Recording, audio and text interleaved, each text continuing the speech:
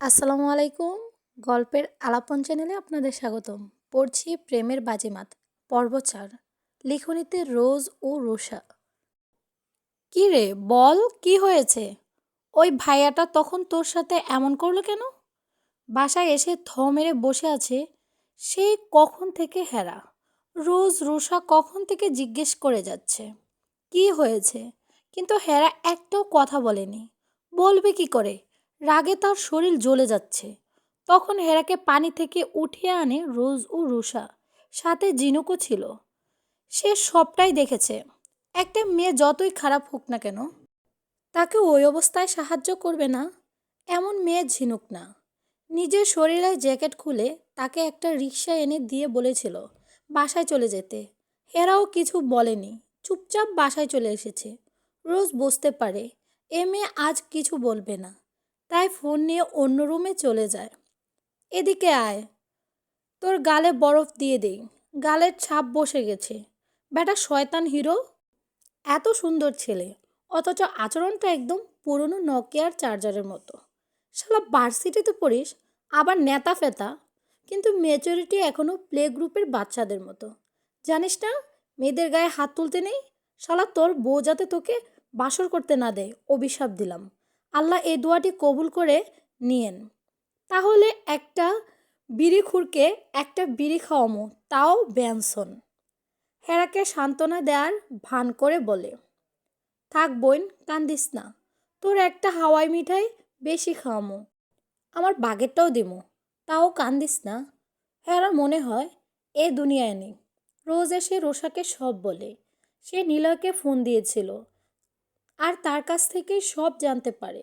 নিলয় তাদের বলেছে হেরাকে নিয়ে বের হতে, তারা মিট করবে। হেরা প্রথমে যেতে রাজি হয়নি, কিন্তু রুষা রোজের কারণে যেতে হচ্ছে। সে মন খারাপ করে আছে বলে দুই বদের হাড্ডিও মন খারাপ করে বসে আছে। সারাদিন কিছু খায়নি অবধি। রেস্টুরেন্টে মুখোমুখি বসে আছে হেরা ও নিলয়। নিলয় প্রথমে মুখ খোলে, প্লিজ হেরা কথা বলো, আমার খুব খারাপ লাগছে তোমার নীরবতায়। আমার ভালো লাগছে না হেরা। হেরা নিশ্চুপ। সব দোষ আমার, আমার জন্যই তোমাকে এত কথা শুনতে হচ্ছে, আর তার জন্য তুমি আমার সাথে কথা বলছো না। হেরা এবার নিলয়ের দিকে তাকায়। ছেলেটা তার জন্য কেমন বেকুল হয়ে থাকে সব সময়। ক্যাম্পাসে সারাক্ষণ তাকে সময় দেয়, তার কত কেয়ার করে। কেউ কিছু বললে প্রতিবাদ করে। হয়তো ওই সময় সে উপস্থিত থাকলে শেহতাজ খান নাবানকেও কিছু বলতো, তার হয়ে প্রতিবাদ করত। কিন্তু সে তখন ছিল না বিদায় ওই শেহতাজ খান নাবান তাকে থাপ্পড় মেরেছে। আর এখন সেই খবর শুনে ছেলেটা কেমন করছে। হয়তো ভাবছে তার জন্যই এমন হয়েছে, নিজেকে অপরাধী করছে। কিন্তু না, সবাই সেটা ভাবে, সেটাও তো না। তাদের কুরুচিপূর্ণ কথায় সে ধার ধারে না। তারা খুব ভালো বন্ধু। হেরা নিলয়ের চোখের দিকে তাকিয়ে বলে ওঠে, দেখুন নিলয় চৌধুরী, আপনি কেন নিজেকে দোষী ভাবছেন? আপনি যা করেননি তার জন্য নিজেকে দোষী মনে করার দরকার নেই। কেউ আপনার নামে দিয়ে গল্প বানাতে পারে, কিন্তু সেটা সত্য নয়। আমার আপনার মধ্যে কোনো বাজে সম্পর্ক নেই, সেটা আমি আর আপনি জানি। এখন কে কি বলল তাতে আমাদের সমস্যা না থাকলে কে কি বলল তা শুনবেন কেন? পেছনে অনেকেই অনেক কথা বলবে, তাই বলে কি আপনি যে যা বলছে তাই হয়ে যাচ্ছেন? নিলয় মন খারাপ করে বলে, কিন্তু আমার মন যে অশান্ত হয়ে উঠেছে। আমি কিভাবে ঠিক থাকবো? আমার নাম করে তোমায় বাজে কথা বলছে, আর আমি কিছু করতে পারছি না। এরা কোমলভাবে এই প্রথম নিলয়ের হাত ধরল। নিলয় চমকে তাকায় তার দিকে। হেরা বলে ওঠে, মন শান্ত হওয়ার জন্য সব সময় সব দোষ নিজের কাঁধে নেওয়ার দরকার নেই। আপনি নির্দোষ, আর আপনি নির্দোষ থাকার সাহস মনে রাখবেন। মানুষ যা বলছে সেটা তাদের মনোভাব। আপনি নিজের সত্যে থাকেন। নিজেকে দোষারোপ করে আপনি নিজের ক্ষতি করবেন, অন্যরা মজা নেবে সেটা দেখে।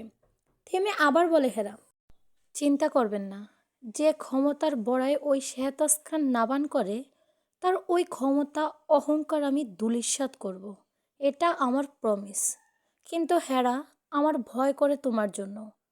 আমি নিজেকে প্রোটেক্ট করতে জানি নিলয় চৌধুরী। নিলয় আমতা আমতা করে বলে, তুমি ওই নাবানের থেকে দূরে থাকবা প্লিজ, আমার সহ্য হবে না তার কাছে গেলে। রোজ হেসে বলে ফেলে, বাহ বাহ, কি ব্যাপার চুইংগাম হিরো, মতলব কি? নিলয় মাথা চুলকায়, কি বলবে বুঝতে পারে না। রোজ আবার বলে, এত জেলাসি কিন্তু ভালো লক্ষণ না চুইংগাম হিরো। বেচারাকে এখন রোজ আর রোষা চুইংগাম হিরো বলে সম্বোধন করে। তাতে অবশ্য নিলয়ের ভালোই লাগে। এখন হেরা বিরক্ত চোখে তাকিয়ে বলে রোজের উদ্দেশ্যে, দেখ, আবার মিস্টার নীলকে বিব্রত অবস্থায় ফেলছিস। ফ্রেন্ড হিসেবে সে আমার গাইড করতে পারে, তোরা বাজে কথা বলবি না একদম। কিছুটা রাগ দেখি। ফ্রেন্ড? না, এটা হেরার মুখে শুনতে আর ভালো লাগে না। মেয়েটা কি বোঝে না তাকে সে পছন্দ করে, নাকি বুঝেও না বোঝার ভান করে? নিলয় হালকা হাসি দেয়। রাতের নির্জন জায়গায় তিনটা বাইক দাঁড় করানো। তিনজন বাইকের উপর শুয়ে আছে, এক পায়ের উপর আরেক পা দিয়ে। মূলত তারা চন্দ্রবিলাস করতে এসেছে। মাঝে মাঝে এই জায়গায় আসে তারা তিন বন্ধু। একটা 10 কি 12 বছরের ছেলে চায়ের কাপ এনে দেয় তাদের সামনে। এই যে বাইজানরা, এই নেন আদা চা। অধীর হেসে ওঠে, কিরে বিচ্ছু, তুই এমন মজার চা কই থেকে বানানো শিখেছিস? উত্তরে বিচ্ছু ছেলেটি বলে ওঠে, আরে আমার আম্মার কাছ থেকে। এবার নাবান উঠে বসে, তা বিচ্ছু, তোর মা এখন কেমন আছে? ভাই, মা অনেক ভালো আছে। তোমারে যাইতে কয়, তুমি তো অনেক দিন যাও না। আর খালাম্মায়ও যায় না। নাবান আদুরো স্বরে বলে, তোর অ্যাডভোকেট খালাম্মা অনেক বিজি, তাই যেতে পারে না। আমি যাব সময় করে। ছেলেটি হাসি দিয়ে চলে যেতে নিলে নাবান আবার বলে ওঠে, বিচ্ছু, তোর পড়াশোনার অবস্থা কেমন? ভাইজান খুব ভালো চলতাছে। আমি বড় হইয়া তোমার মতো মেস্তুরি হমু। অধীর বেশ আগ্রহ নিয়ে বলে ওঠে, মেস্তুরি মানে কি?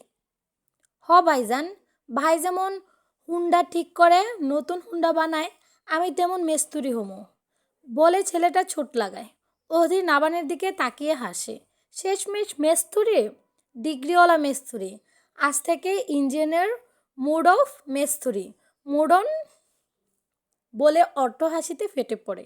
সেখানে তিনজন আড্ডা দিয়ে শপিং মলে চলে যায় অধীরের জন্য ফোন কিনতে। ফোন কিনতে এসে কিছু শপিং মলে অধীর আর সৃজন আ রুষা চিল্লিয়ে, না, অধীর চিল্লিয়ে। লাইফ আপডেট, অধীরের গোপন জিনিস আর গোপন থাকলো না। রুষা আ আর অধীর না বলে তো দেয় এক চিৎকার। ট্রায়াল রুমে দাঁড়িয়ে শার্ট খুলে যেই প্যান্টের চেন লাগাতে যাবে, তখনই একটা মেয়ে দেখে 2 হাত দিয়ে ঢেকে ফেলে নিজের মেন পয়েন্ট। হ্যাঁ, অধীরের কাছে এটাই একটা পুরুষের মেন পয়েন্ট। যা থাকলে সে পুরুষ, আর না থাকলে তালিওয়ালা লোক। তাই তো এটা সবার আগে।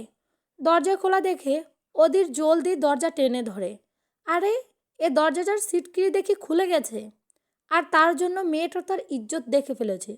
যত শক্তি আছে দরজা টেনে ধরে আছে অধীর। শপিং মলটাতে সব কিছুই আছে। ঢাকার খুব নামি দামি শপিং মল এটা। রুষা বোরিং ফিল করছিল বলে হাঁটতে হাঁটতে 3 তলা শপিং মলে চলে আসে। সারাদিন পরে খেয়েছে তারা। মনটা ভীষণ খারাপ ছিল হেরার জন্য, তাই না খেয়ে একটু কষ্ট দিবস পালন করছিল। কিন্তু নিলয় এমন ভালো রেস্টুরেন্টে এনেছে, তার খাবারগুলো সেই ছিল, তাই ইচ্ছে মতো পেট পূজা করেছে। পেট শান্তি তো দুনিয়া শান্তি। হঠাৎ পেটে মোচড় দেওয়ায় ওয়াশরুম খুঁজছিল। একজন কর্মচারীকে জিজ্ঞেস করতেই দেখিয়ে দিয়েছে ওয়াশরুম, আর ট্রায়াল রুম খুঁজতেই পারছে না কোনটা। লোকটি দেখিয়ে দিয়েছে ডানে, রুষা গেছে বামে। নেপালে তো ওয়াশরুম আর ট্রায়াল রুম কত সুন্দর। এখানের পরিবেশ সে নতুন, বুঝতে পারছে না। এর মধ্যে সাইনবোর্ড তো দেড় লেখার আগে পেছনে ছেলে না মেয়ে তা মুছে গেছে, মূলত রং উঠে গেছে। রোষা 2-3টা ধাক্কা দেয়, সবগুলো বন্ধ। একটা একটু ফাঁকা দেখে সে ধাক্কা দেয়, তখনই সে সিনারি দেখে ফেলে। বেচারি সিনারি দেখেই অজ্ঞান হয়ে গেছে। ভাবা যায় যে মেয়েটা সিনারি দেখানোর জন্য পাগলামি করত, সে মেয়েটা সিনারি দেখে অজ্ঞান হয়ে গেছে। রুষা যদি সজ্ঞানে থাকতো তাহলে হয়তো বলতো, ভণ্ড জয়ামির তো সিনারি দেখাবে বলেছে, কিন্তু সত্যিই কি দেখিয়েছিল নাকি? আচ্ছা, অন্তু কি তার সিনারি দেখে অজ্ঞান হয়ে গেছিল? প্রশ্ন থেকে যায়, কিন্তু উত্তর কে দিবে? অন্তু, জয়, নাকি লেখিকা তেজাপা? এদিকে রোষার চিল্লানো শুনে রোজ ছুটে আসে। সে তার পিছু পিছু বের হয় রেস্টুরেন্ট থেকে। হেরা আর নিলয়কে স্পেস দিয়ে চলে আসে তারা। সৃজনও ছুটে আসে। দুইজন দুই মোড় থেকে আসতেই ঢুকতে যাবে, তখনই স্লিপ খেয়ে রোজের উপর পড়ে।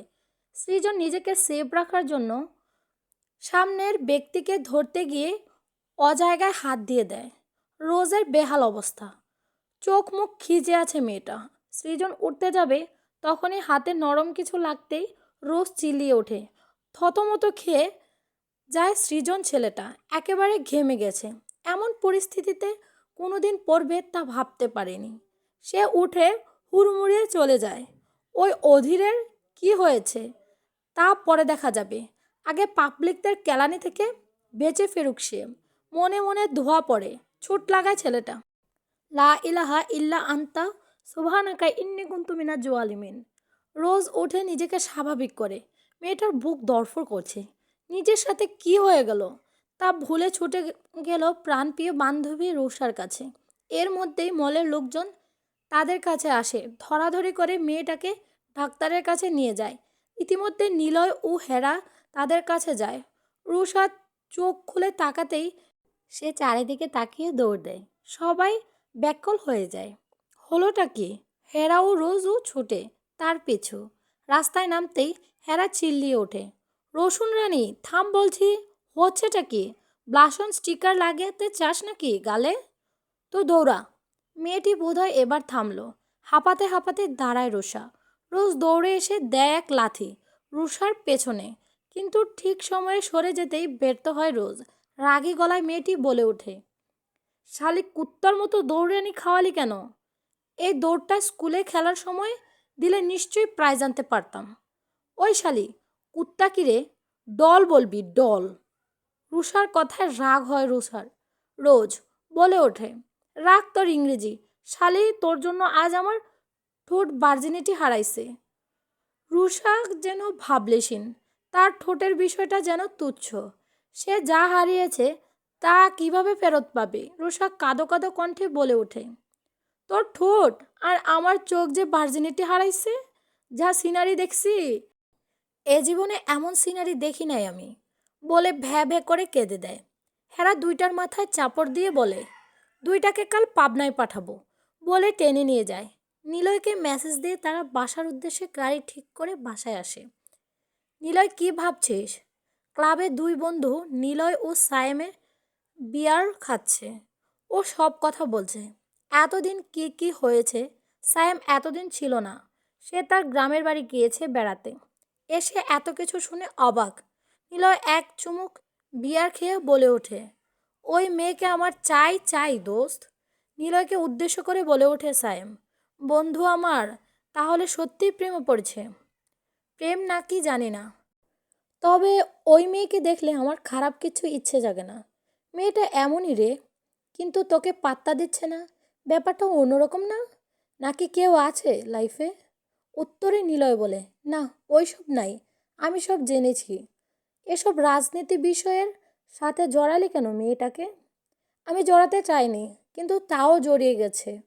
ওরও ইচ্ছে ছিল। যখন দেখলাম হেরা ইন্টারেস্ট আছে, তখন ভাবলাম আরেকটু উস্কে দিই। আর আমি জানি এবারও ওই শেয়াত্তাসকে নাবানের জন্য আমি হারবো।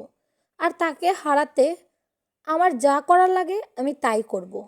নিলয়ের কথা রাগ প্রকাশ পায়। সাইম বলে ওঠে, ভাই, ওই শেয়াতাস খান নাবানের পশমে পশমে বুদ্ধি। দেখবি শালা কোন দিক থেকে বাজিমাত করে দেয়। এবার আর চান্স নেই বন্ধু। রাজ্য ও রানী দুইটাই আমার কবজায়। সায়েম যেন নিলয়ের কথায় আমলে নিল না। ছেলেটা বলে ফেলল, ভাই, মেয়ে মানুষেরা কখন কি করে ঠিক বুঝতে পারবে না। আর ওই শেহতাজ খান নাবানকে তো মেয়েরা এমনি পাগলের মতো চায়। সেখানে ওই মেয়ে যে এমন কিছু করবে না তার কি গ্যারান্টি আছে? নিলয় মুখে হাসি রেখে বলে, ভাই, তারা দুজন দুজনকে একদম পছন্দ করে না। আর আমি হেরার কানে এমন বিষ তুলেছি যা সাপ এসেও তুলতে পারবে না। তারপর হেরার সাথে ঘটে যাওয়া ঘটনাও বলে। এবার সাইমও হাসে। ভাই আমি হাসতে হাসতে রীতিমতো শেষ আজকের পর্ব পড়ে। বিশেষ করে সিনারির জায়গায় আমি প্রচুর হাসছি। অনেকবার আমার শট নিতে হয়েছে। আশা করি ভালো লাগবে। ভালো লাগলে লাইক কমেন্ট শেয়ার করবেন।